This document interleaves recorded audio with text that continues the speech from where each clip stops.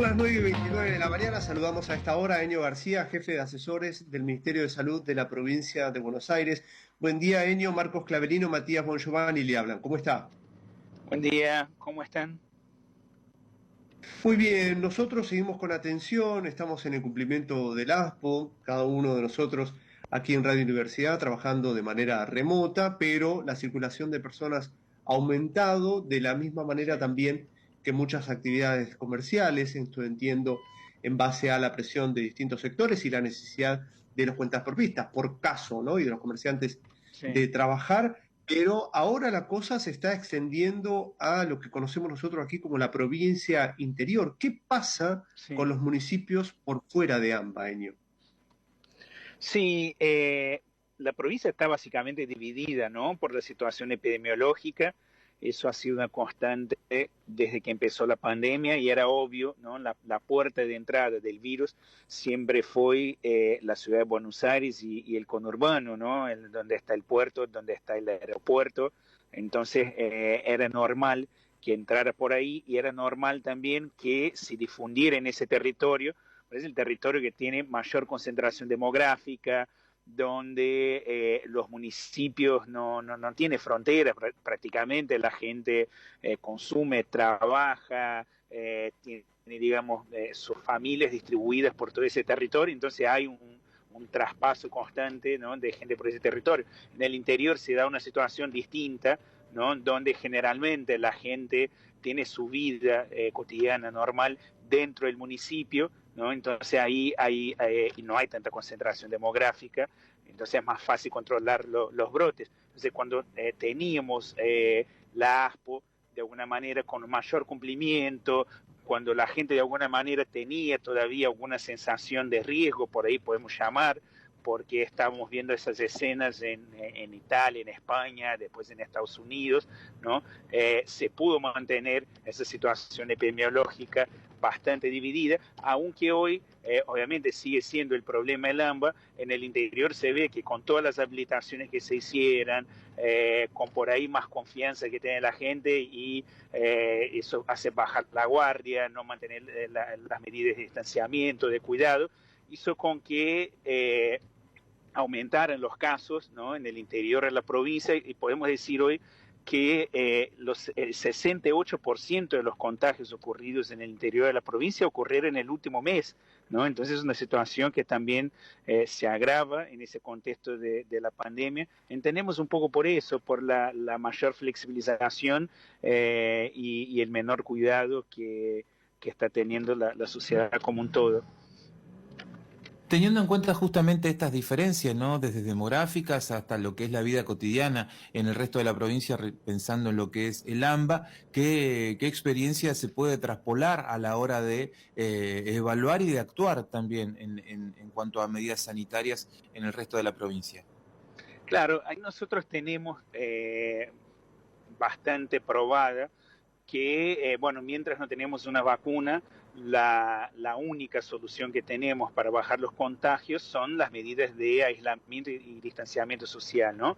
Entonces, lo que funcionó muy bien puntualmente en algunas zonas del conurbano, básicamente fue el tema de la búsqueda activa de casos, ¿no? De cuando uno ve un brote circunscrito a una zona, poder ir ahí y hacer un rastrillaje y buscar todos los casos sospechosos, ¿no? Y testear frente al menor síntoma, una vez encontrados los casos, aislar, ¿no? Esas personas y aislar los contactos. Eso tiene un impacto, la verdad que es muy positivo. Y después está la cuestión de poder tomar medidas diferentes para cada lugar, que ya en el conurbano es muy difícil diferenciar porque vos tenés una circulación comunitaria muy fuerte, pero les doy el ejemplo de algunos barrios populares que tuvimos una intervención una vez que tuvo esa explosión de casos en la Villa 31, en la ciudad de Buenos Aires. Nosotros hacíamos un monitoreo ya vía mapeo de los barrios populares de conurbano y empezamos a intervenir. Me parece que lo más emblemático fue Villa Azul en Quilmes y también en Avellaneda, donde nosotros tomamos una medida que no se había tomado hasta ahora, que fue un aislamiento comunitario, un aislamiento en el barrio, ¿no? Y ahora nosotros hicimos algunos estudios de vigilancia, midiendo anticuerpos en las personas de algunos de esos barrios, ¿no? Y para dar un ejemplo, Villa Azul, que tuvimos un pico muy importante, que ameritó tomar esa decisión en consenso con la comunidad de cerrar el barrio, de aplacar las actividades ahí, de evitar lo máximo posible la entrada y la salida de gente al barrio, encontramos que 14,8, 15%, ¿no? del barrio tuvo contacto con el virus, ¿no? A través de ese estudio de anticuerpos, ¿no? Si lo comparamos, por ejemplo, ¿no? con el barrio, la Villa 31, que encontraron 53% de personas con anticuerpos, podemos decir que la intervención fue oportuna, porque además, no solo eso, no solo encontramos que mucho menos gente estuvo en contacto con el virus, sino que la curva del barrio hoy muestra que la situación está efectivamente controlada. Todavía hay casos de coronavirus, pero no hay picos, no hay una explosión de casos como hubo en su momento. Cuando hablamos de cantidad de contagios, usted hablaba del 60%, ¿no? de los contagios totales, pero estamos pensando en La Plata, capital de la provincia de Buenos Aires, que solo en agosto creció 271% en cantidad de casos. Hoy yo hacía Sí. una cuenta rápida y un poco más del 1% de la población en el partido de La Plata, somos un poco más de 800.000 habitantes, tiene COVID-19 o la ha tenido. De hecho son casos positivos, algunos recuperados, lamentablemente otros fallecidos. Pero, ¿por qué agosto? Sí, yo creo que ahí tiene que ver con algunas cuestiones, ¿no? Las temporadas de frío, invernales, qué sé yo, y más en países como Argentina, suelen tener sus curvas de contagios por enfermedad respiratoria, no por una cuestión de los virus respiratorios en sí. La verdad que para el virus no hace diferencia si hace 4 o 34 grados. Lo que sí cambia nuestro comportamiento en esas temporadas, ¿no? Porque nos amontonamos más, estamos en lugares menos ventilados, ¿no? Entonces son situaciones que para protegernos del frío aumenta el riesgo de contagio de ese tipo de enfermedad viral. Entonces, bueno, esa es una explicación, y en ese contexto, ¿no?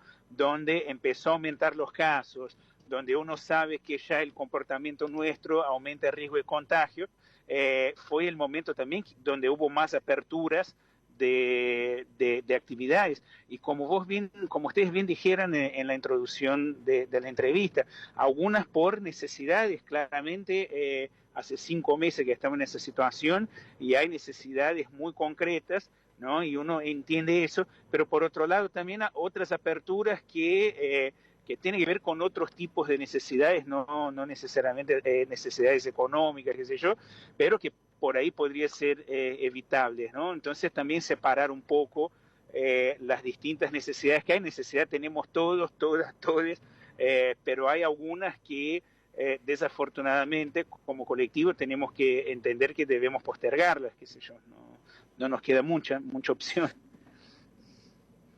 Bueno, finalmente me preocupan dos cosas.